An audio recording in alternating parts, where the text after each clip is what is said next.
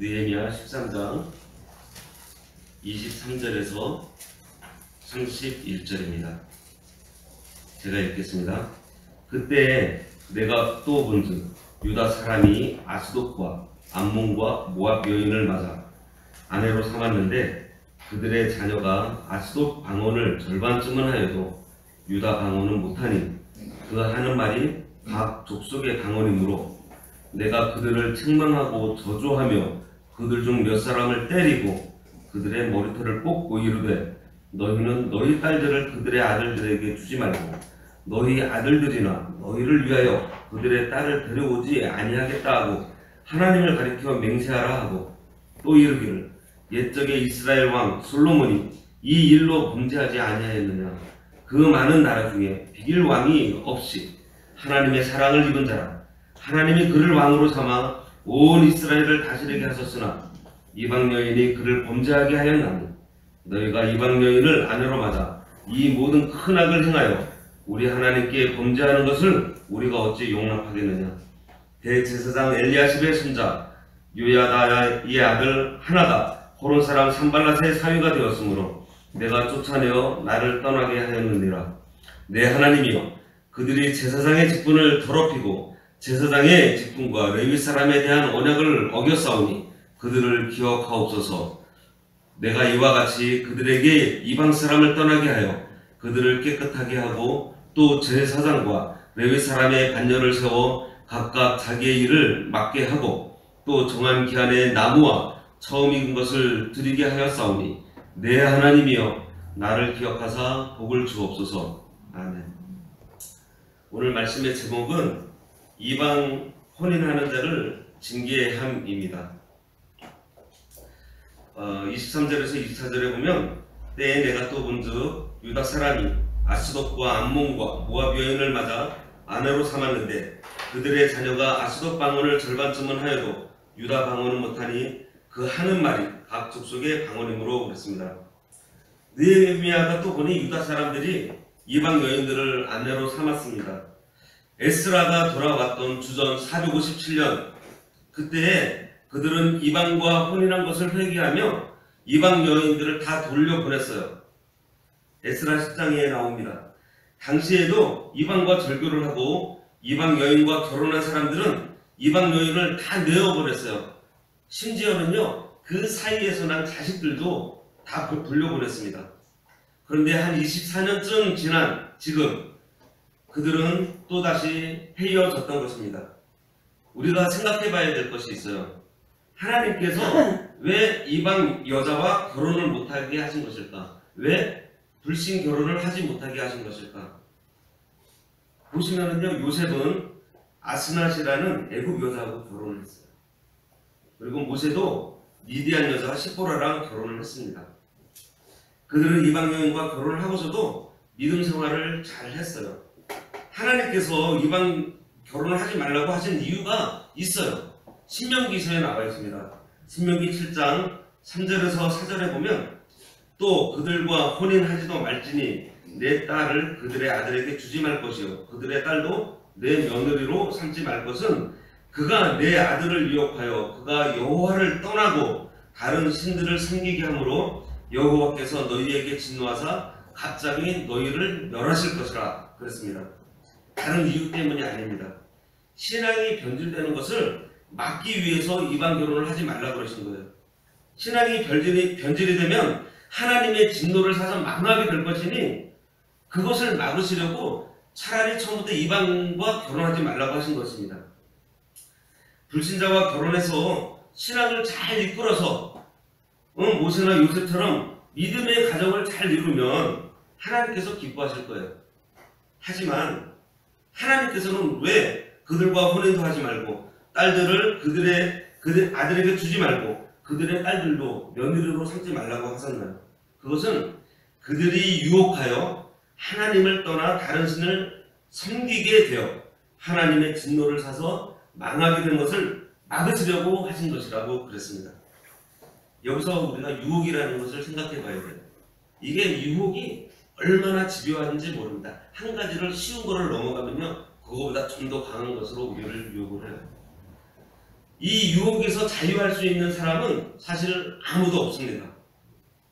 유혹이 있기 전에는 우리는 얼마든지 그 유혹을 이길 자신이 있어요. 하지만 막상 우리가 그 유혹을 당하게 되면은 넘어가지 않는 사람은 거의 없습니다.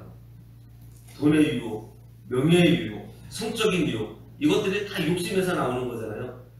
육신의 정욕, 안목의 정욕, 또 이생의 사랑.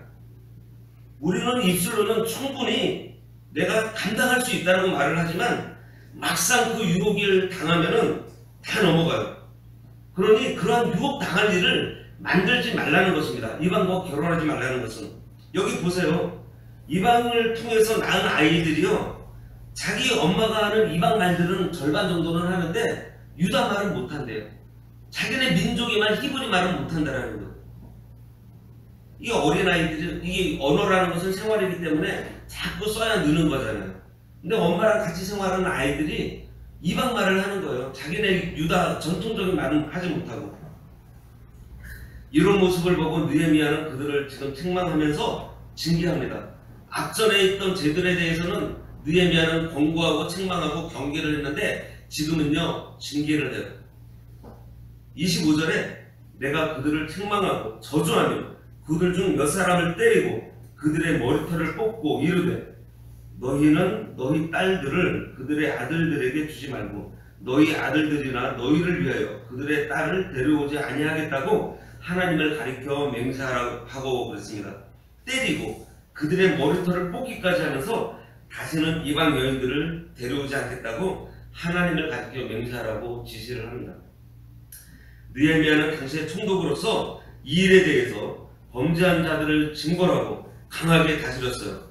이것은 무엇보다도 이 교회가 세상과 짝하고 타협해서 이방 풍속이 교회 안으로 들어오게 하는 일과 같은 것입니다. 그래서 이 교회는 세상과 짝하고 세상과 타협하는 이 세상 풍속이 교회 안에 들어오는 것을 철저하게 막고 철저하게 제거해야 됩니다. 26절부터 보면요, 이 신앙의 변질, 이 이방 여인이 들어옴으로 해가지고 얼마나 큰 역사적인 사건이 일어나는지 느헤미야가 솔로몬을 통해서 얘기를 해요. 26절에 또 이르기를 옛적에 이스라엘 왕 솔로몬이 이 일로 범죄하지 아니하였느냐. 그 많은 나라 중에 비길 왕이 없이 하나님의 사랑을 입은 자라. 하나님이 그를 왕으로 삼아 온 이스라엘을 다스리게 하셨으나 이방 여인이 그를 범죄하게 하였나니 그랬습니다. 느헤미야는 솔로몬 왕이 이 죄 때문에 실패한 것을 지금 말해주고 있어요. 솔로몬이 처음 태어났을 때 이름이 뭐였죠? 여디디야. 그 여디디야라는 이름의 뜻은 사랑을 입은 자입니다. 사랑을 입은 자. 이 솔로몬은요, 다윗이 철저하게 하나님 앞에 회개를 한 후에 하나님께서 주신 자식이에요. 밧세바와 간통을 해서 낳은 자식이 죽고 그 일을 통해서 다윗은 철저하게 회개하고 또 그 아픔 가운데 있는 다윗을 위로해 주시기 위해서 하나님께서 주신 자식이 바로 솔로몬입니다. 그래서 솔로몬이 태어나고 하나님께서는 사랑을 입은 자라는 이름 여디디야를 줬어요. 특별히 하나님의 사랑을 받은 그러한 솔로몬입니다. 그리고 그가 20살의 왕이 되어서 자기 아버지 다윗은 너무너무 훌륭하신 분인데 그 다윗이 다스리던 그 백성들을 자기가 너무나 감당하기 힘든 거예요. 그때 그가 일천번제를 드릴 때 하나님께서 물으세요. 소원을 얘기해보라고. 근데 솔로몬이 하나님께 뭐를 구하죠? 이 백성들이 자기가 셀 수 없을 정도로 너무나 많고 하니 이 백성을 자기 아버지 뜻대로 다스릴 수 있는 지혜를 달라고 그런 기도를 합니다. 하나님께서 이 솔로몬의 기도를 귀하게 여기시고 그 지혜와 함께 큰 영화와 다른 모든 것들을 다 더해주셨던 거예요. 그런데 이렇던 솔로몬이 지금 실패를 하고 있습니다. 열왕기상 11장 2절에 보면은요, 여호와께서 일찍이 이 여러 백성에 대하여 이스라엘 자손에게 말씀하시기를 너희는 그들과 서로 통혼하지 말며 그들로 너희와 서로 통혼하게 하지 말라. 그들이 반드시 너희의 마음을 돌려 그들의 신을 따르게 하리라 하셨으나 솔로몬이 그들을 사랑하였더라고 솔로몬의 죄를 말씀하고 있습니다. 하나님께서 이렇게 말씀하셨는데도 그것을 생각하지 않고 이방 여인과 연애를 했던 거였어요. 근데 얼마나 많은 여자들을 데리고 왔어요. 후궁이 700이고요. 예? 첩이 300. 모두 1,000명이나 되었습니다. 또 열왕기상 11장 4절에서 5절에 보면요, 이렇게 이방 여인들을 데리고 음모를 해가지고 어떤 일이 벌어지냐면은 솔로몬의 나이가 많을 때 그의 여인들이 그의 마음을 돌려 다른 신들을 따르게 하였으므로 왕의 마음이 그의 아버지 다윗의 마음과 같지 아니하여 그의 하나님 여호와 앞에 온전하지 못하였으니 이는 시돈 사람의 여신 아스르다롯을 따르고 암몬 사람의 가증한 밀금을 따름이라 그랬습니다. 온 산천에 우상구덩이를 만들어 버리고 말았어요. 한 1,000명이라는 여인들을 데리고 왔으니 각 이방 사람들의 신들을 다 데리고 왔을 거 아니에요. 근데 특히 여기 밀곰이라는 우상을 얘기를 하고 있어요. 이 밀곰이라는 우상이요, 말곰이라는 우상은 하나님께서 얼마나 그 가증하게 여기는 그 우상인가 하면은 이 사람들은요, 인신제사를 드렸어요. 특히 어린 애기들을 그 제사로 이 말곰에게 바쳤습니다. 레위기 20장 1절에서 5절에 보면요, 너는 이스라엘 자손에게 또 이르라. 그가 이스라엘 자손이든지 이스라엘에 거류하는 거류민이든지 그의 자식을 몰래, 이 밀궁은 일명 몰렉이라고도 하고요, 몰록이라고도 하고요, 또 스바냐서에서는 말감이라고도 얘기를 합니다. 이 몰렉에게 주면 반드시 죽이되 그 지방 사람이 돌로 칠 것이요 나도 그 사람에게 진노하여 그를 그의 백성 중에서 끊으리니 이는 그가 그의 자식을 몰렉에게 주어서 내 성소를 더럽히고 내 성호를 욕되게 하였습니다. 그가 그의 자식을 몰렉에게 주는 것을 그 지방 사람이 못 본 채 하고 그를 죽이지 아니하면 내가 그 사람과 그의 권속에서 진노하여 그와 그를 본받아 몰렉을 음란하게 섬기는 모든 사람을 그들의 백성 중에서 끊으리라. 레위기서에서 이미 하나님께서 말씀해 주셨어요. 이 몰렉, 이 밀곰이라는 이 우상은요, 어린 아기를 희생 제물로 바치는 것으로 굉장히 유명합니다. 그래서 자녀가 둘이 있으면은 그 중에 하나를 이 몰렉에게 바치면은 나머지 한 애가 잘 된다 그래가지고 얘를 그 우상에게 바친 거예요. 하나님께서 아주 가증하게 여기는 우상, 이러한 죄까지 이제 빠지게 된 거예요. 이방 여인을 드린 거였어요. 솔로몬이 붙인 다윗이 여호와를 온전히 쫓음같이 쫓지 않고 모압에 가증한 그 그모스, 발과 같은 음행신입니다. 성적인 신으로 아주 추잡한 신이죠. 그 그모스를 위해서 예루살렘 앞 산당에 짓고 또 암몬 자손의 가증한 몰록, 예? 이 아이를 제물로 바치는 이 우상을 위해서 죄를 지었어요. 그래서 결국 어떻게 됐어요?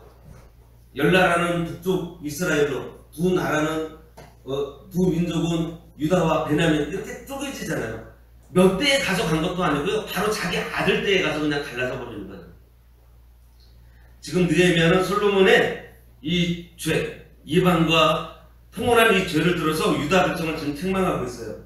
27절에 너희가 이방 여인을 아내로 맞아 이 모든 큰 악을 행하여 우리 하나님께 범죄하는 것을 우리가 어찌 용납하겠느냐. 용서가 안 되는 그런 큰 죄라는 거예요. 하나님께 범죄함으로 나라까지 망하게 된 그러한 죄입니다. 그 죄에 대해서 머리털을 쥐어뜯고 때리기까지 하면서 용납할 수 없다고 징계를 하고 있어요. 그 징계가, 그 권징이 너무 심한 것 같지만은 그 일 때문에 모두가 멸망당할 수 있기 때문에 때려서라도, 징계를 해서라도 지금 느헤미야는 이 죄에 대해서 책망하고 있는 것입니다. 솔로몬 왕이 이방 여자를 취해서 하나님 앞에 범죄할 까닭에 하나님께서 징계하신 그 사실을 들어서 이방 여인 취한 이들을 지금 징계하고 있어요. 오늘날 성도가 육신의 정욕과 안목의 정욕과 이생의 자랑으로 취한 이 세상, 그리고 이 세상과 타협한 그 모든 것은 우리가 이방 여인을 취한 것과 마찬가지입니다. 그냥 눈으로 보이는 불신자와 결혼하는 것 이상이에요. 그래서 우리는 이러한 것들을 철저하게 제거해야 합니다. 그리고 이미 이 기독교 안에 들어와 있는 종교 혼합주의들, WCC, 종교다원주의, 이러한 것들이 우리 교회 안에 들어오지 못하도록 우리가 늘 깨어서 경배하고 있어야 됩니다. 지금 느헤미야는 이렇게 하면서 이런 일들, 모압과 암몬을 들여놓고 또 도비아에게 방을 내주고 11조를 거두지 않아서 레위인들이 밭으로 도망가게 하고 또 안식일을 더럽히고 이방 여인들과 혼인한 것을 눈감아준 그 제사장을 쫓아내고 다시 깨끗한 제사장을 세웁니다. 28절에서 31절에 대제사장 엘리야십의 손자 요야다의 아들 하나가 호론 사람 산발랏의 사위가 되었으므로 내가 쫓아내어 나를 떠나게 하였느니라.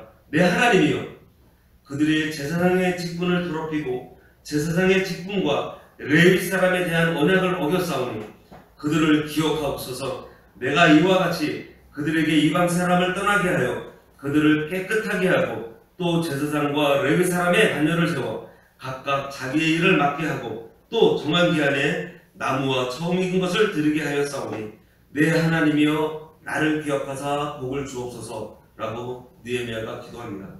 느헤미야는 이와 같이 그들로 이방 사람을 떠나게 해서 깨끗하게 하고 또 제사장과 레위 사람의 반열을 세워서 각각 그 일을 맡기고 또 정한 기한에 나무와 처음 익은 것을 하나님께 드리겠습니다. 기도의 사람 느헤미야는 여기서도 기도합니다. 내 하나님이여 나를 기억하사 복을 주옵소서라고 간구하고 있습니다. 오늘 13장 느헤미야 이제 마지막 가봤는데요. 그동안 우리는 기도하는 사람 이 느헤미야를 통해서 많은 가르침을 받았습니다. 먼저 1장에서 보면은요, 왕의 술 맡은 관원장이었던 느헤미야는 동생 하나니로부터 자신의 민족이 성전을 지었지만 성벽이 없어서 많은 이방 사람들로부터 핍박받는다는 소리를 듣고서 하나님께 금식 기도를 할 때 자기와 자기 조상들의 죄를 자복하면서 회개합니다. 그래서 2장에 가서는 하나님께서 이 느헤미야의 기도를 들으시고 아닥사스다 왕을 감동시켜서 느헤미야가 유대 땅에 가서 성벽 공사를 할 수 있도록 인도해 주세요. 이때에도 느헤미야는 아이고 감사합니다 하고서 간 것이 아니라 이것이 진짜 하나님의 뜻인지 또 하나님께 기도합니다. 자기가 가야 되는 길인지. 그리고 이제 느헤미야가 유대 땅으로 갈 때 이 소식을 들은 원수들이 두려워해요. 느헤미야는 또 도착하자마자 성을 시찰을 합니다. 아무도 모르게 조용하게 시찰을 해요. 그래서 허물어진 다음 불에 탄 벽, 불에 탄 문, 그리고 말을 타고 지나가기가 힘든 그런 곳들을 돌아보게 돼요. 느헤미야가 꼼꼼하게 살핀 다음에 방백들을 불러서 성벽 건축할 거를 권고를 합니다. 그때 모든 백성들이 방백들과 제사장들과 다 일어나요. 성벽을 건축하겠다고. 역시 하나님의 일이 시작되니 마귀의 역사도 이제 같이 시작이 됩니다. 호론 사람 산발랏과 종이 되었던 암몬 사람 도비아가 또 아라비아 사람 겟셈이 성벽 재건하는 일을 방해하지만은 느헤미야는 하나님께서 형통하게 해줄 것을 믿고 성벽 재건을 시작을 합니다. 3장에서는 성의 문을 다시 이제 성의 문부터 만드는데 제일 먼저 제사에 쓰일 문이 들어올 양문을 제일 먼저 느헤미야가 만들어요. 이것은 무엇을 의미를 했냐면은 제일 먼저 예배의 회복을 얘기를 하고 있습니다. 하나님께 제사를 드리는 그 제물이 들어오는 그 문을 회복을 하면서 우리의 삶에서 예배의 회복이 얼마나 중요한지 알려주고 있습니다. 4장에서는 대적들의 방해가 이제 극에 달해요. 하나님의 역사가 크게 일어나고 흥황하면 흥황할수록 마귀는 불안해서 더욱 기승을 부리게 되어 있습니다. 방해하는 그 호론 사람 산발랏은 종교적으로 혼합주의자였고 암몬 사람 도비아는 이방신을 섬기며 하나님을 대적하는 사람이었습니다. 이 타락한 두 종교가가 합세해서 성벽 재건하는 일을 방해하고 있는 거예요. 이때의 느헤미야는 그들과 맞붙어서 비방하거나 싸우지 않았어요. 그냥 하나님께 기도합니다. 느헤미야 4장 4절에서 5절에 보면 우리 하나님이여 들으시옵소서. 우리가 업신여김을 당하나이다. 원하건대 그들이 욕하는 것을 자기들의 머리에 돌리사 노략거리가 되어 이방에 사로잡히게 하시고 주 앞에서 그들의 악을 덮어두지 마시며 그들의 죄를 도말하지 마옵소서. 그들이 건축하는 자 앞에서 주를 노하시게 하였음이나이다 하고 하나님께 기도합니다. 그렇게 기도하면서 대적은 하나님께 맡기고 느헤미야와 이스라엘은 이 성전 재건하는 일에 집중했어요. 건축하는 자들은 한 손에 칼을 들고 한 손에는 장비를 들고서 대적이 올 때는 무기를 들고 싸우고 또 대적이 없을 때에는 성벽을 건축을 했습니다. 이때에도 느헤미야는 이 싸움은 하나님의 전쟁이기 때문에 하나님께 맡기고 하나님께서 그들에게 맡긴 성벽 재건하는 일에만 몰두를 한 거예요. 하나님께 기도하면서 5장에 가서는요, 외부의 대적들을 물리쳐가면서 성벽을 건설을 하는데 이제는 또 내부적인 또 문제가 생깁니다. 좀 잘 사는 기득권자들 그리고 그 가난한 자들 사이에서 갈등이 생겨요. 이때에도 느헤미야는 굉장히 지혜롭게 기득권자들이나 또 가난해서 그들에게 자녀를 종으로 빼앗겼던 자들의 마음을 모두 충족하는 그러한 방안을 제시를 해서 이를 잘 해결을 합니다. 느헤미야가 제시한 이 방법이요, 백성들이 수긍할 수 있었던 이유가 있어요. 그것은 느헤미야가 먼저 솔선수범했기 때문입니다. 무려 느헤미야는요 12년 동안 녹봉을 받지 않았어요. 다른 총독들은 세금을 더 거두려 하고 그 자리에 있을 때 자기의 배를 채우려고 했는데 느헤미야는 하나님을 경외하는 사람이 이같이 행해서는 안 된다고 하면서 녹봉을 받지 않고서 오히려 그들에게 자신의 재물을 써서 먹이고 해가면서 일을 했던 것이에요. 그런 느헤미야가 방안을 제시를 해주니 그게 먹혀 들어가는 거예요. 느헤미야는 참 자랑할 만한 일 아니에요. 그런데도 자신의 백성을 위해 행하는 이 모든 일을 하나님께서 생각해 주시고 은혜 베풀어 달라고 또 기도를 합니다. 참 겸손한 사람 같아요. 6장에서는요 산발락과 도비아가 이제는 아라비아 사람 세겜 사람들과 연합해서 느헤미야를 이제 온호 평지라고 좀 약간 멀리 떨어진 데로 불러내서 암살하려고 합니다. 하지만 느헤미야는 자기에게 성벽 건축하는 큰 일이 있기 때문에 나는 가지 못한다 하고 거절을 해요. 무려 4번이나 거절을 합니다. 그 방법도 이제 통하지 않으니 이제는 느헤미야를 반역자로 몰으려고 해요. 여론을 형성을 합니다. 그래가지고 그 소문이 왕의 귀에 들어가게 해가지고 느헤미야를 죽이려고 해요. 그런데 느헤미야는 이때에도 하나님께서 자신의 손을 힘있게 해달라고 기도하면서 자기에게 맡겨진 예루살렘 건축하는 그 일에 충성을 다하는 것입니다. 결과는 하나님께 맡기고요, 자기에게 맡겨진 그 일을 계속해 나가고 있는 것이에요. 마귀는 거짓을 꾸며서 느헤미야를 괴롭게 하고 마음을 뒤숭숭하게 하고 복잡하게 만들어서 하나님의 일을 못하게 하려고 했지만 오히려 느헤미야는요 더욱 그때마다 하나님을 붙듭니다. 이 일도 이제 이들이 실패를 하니 이제는 거짓 선지자 스마야를 매수해서요 성전 외소로 느헤미야를 피신시키려고 해요.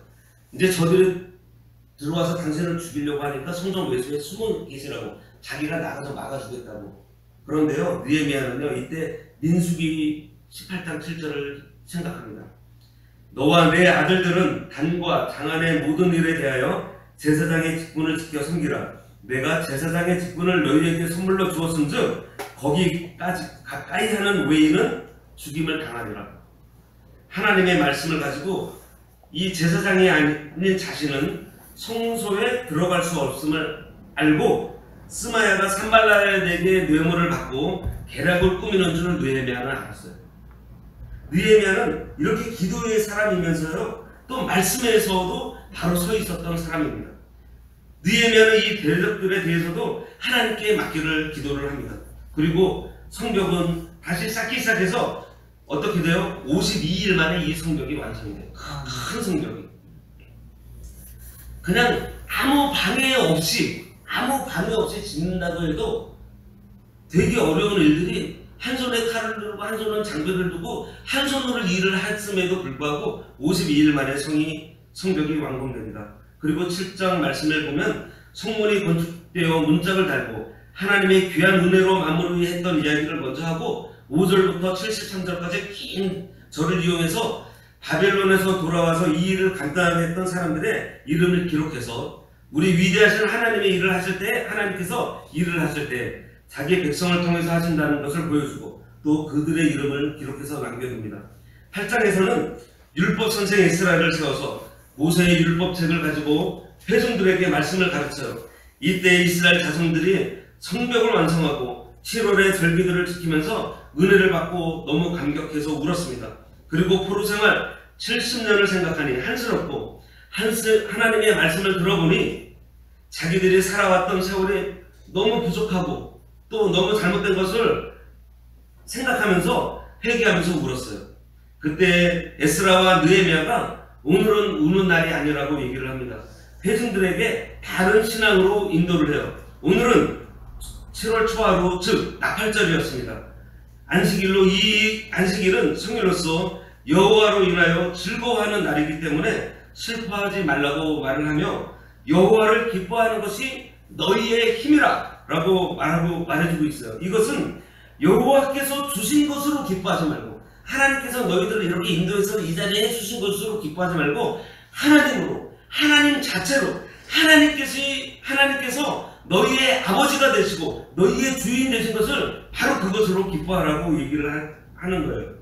성경을 보니 하나님께서 정해주신 절기들이 기록되어 있는 것을 보고 이제 이스라엘은 그 절기들을 다 지킵니다. 그리고 9장에서 이스라엘은 하나님의 말씀으로 자신들과 그들의 조상이제 아브라함이 지었던 제 출애굽 때의 일들, 하나님께서 홍해를 갈라주시고 반석에서 물을 내어주신 일들, 그렇게 은혜를 베풀어 주셨음에도 원망하고 모세를 원망하고 또 하나님께 대적했던 또 그들을 하나님께서는 만나를 쉬지 않게 계속해서 내려주시고 또 구름기둥과 불기둥을 끊이지 않고서 세워주시고 거두지 않으신 이 하나님, 가나안에 들어가기 전과 들어가서도 범죄한 일들, 또 열왕과 방백들, 제사장들이 범죄한 일들을 다 발견하고 금식하면서 회개하는 내용이 적혀져 있습니다. 그러면서 기독교 역사의 길이 남을 회개 부흥운동이, 에스라 부흥운동이 이때 일어나요. 10장에서는 그들이 회개하고 계명과 규례를 지키기로 하나님과 언약을 하고 도장을 찍고 도장을 찍은 그 대표자들의 이름을 기록합니다. 그들이 언약한 것은 이방과 짝하지 않기로 언약하고 안식일과 안식년을 지키기로 언약하고 성전세를 내기로 제비뽑아 성전의 나무를 공급하기로 언약하고 첫 것을 드리기로 언약하고 11조를 드리기로 언약을 합니다. 11장에서는 예루살렘에서 거할 사람과 성 밖에서 거할 사람을 구분하는데 먼저 자원하는 사람이 예루살렘 성에 머물고 또 남은 사람을 또 제비 뽑아서 머물게 했습니다. 그리고 그들은 예루살렘에 거하기를 자원하는 사람들을 위해서 복을 빌었습니다. 그리고 제사장들과 레위인들을 세워서 이 성전의 일을 하도록 맡겼어요. 12장에서는 성벽을 완성하고 하나님께 그 성벽을 봉헌하는 내용입니다. 1절에서 26절까지는 예루살렘에 정착한 제사장들과 레위인들의 명단을 기록했는데 이 사람들은 예루살렘 백성들의 성이 무너진 것을 재건하다가 막 너무 힘든 일들이 많으니까 맥이 풀려서 멈춰 있을 때 다시 와가지고 그 지도자에 속한 사람들이 또 이 신앙의 지도자들이 그들을 독려해서 일을 하게 한 그런 사람들입니다. 신앙으로 그 백성들을 일깨워주는 사람들이에요. 그리고 이제 마지막 13장에서는 느헤미야가 성전 봉헌식을 마치고 왕에게 보고하고 돌아왔더니 이스라엘의 암몬과 모압 사람을 드리고 제사장 암몬 사람 도비야를 성전의 골방을 만들어주고 도비야에게 11조를 드리지 않으므로 레위인들이 녹봉을 받지 못해서 밭으로 도망가니 또 안식일을 만놀히 여기고 범하니 이방과 짝한 일을 보고 신앙개혁을 단행을 했습니다. 먼저 암몬과 모압을 총에서 쫓아내고 도비야를 성전 방에서 내어 쫓아내고 정결하게 하고 11조를 다시 바치게 해서 그 방을 채우고 도망갔던 레위인들을 불러서 다시 세우고 안식일을 거룩하게 하고 오늘 이방과 혼인한 자들을 징계하고 타락한 제사장들을 내어 쫓고 또 깨끗한 제사장들을 다시 세움으로 신앙의 개혁을 단행했습니다. 그러면서 13장 14절과 22절, 29절, 31절에 보면은 각각 내 하나님이여 하면서 그 기원으로 시작되는 4번의 기도를 해요. 여기서 3번의 기도는 자비 가운데 하나님께서 느헤미야를 기억해 줄 것을 하나님께 요청하고 또 한 번은 심판을 위해서 엘리야십의 집안을 기억해 줄 것을 하나님께 요청하고 있습니다. 느헤미야는요, 제사장도 아니고 레위인도 아니고 선지자도 아니었어요. 오늘날로 말하면 평신도였습니다. 하지만 그는 모든 일에 하나님께 아뢰는 기도의 사람이었고요. 거짓 선지자가 속이려 할 때에도 말씀을 바로 알고 있으므로 위기를 벗어나는 말씀의 사람이었습니다. 하나님의 일이 흥황하게 될 때 마귀의 역사 또한 강하게 나타납니다. 하나님께서 우리들에게 예배당 건축의 사명, 또 영적 성전 건축의 사명을 우리들에게 주셨어요. 우리가 이것을 감당할 때 느헤미야를 통해서 교훈을 얻어 기도와 말씀으로 승리하는 우리 귀한 하나님의 사람들이 되시기를 바랍니다. 기도하겠습니다.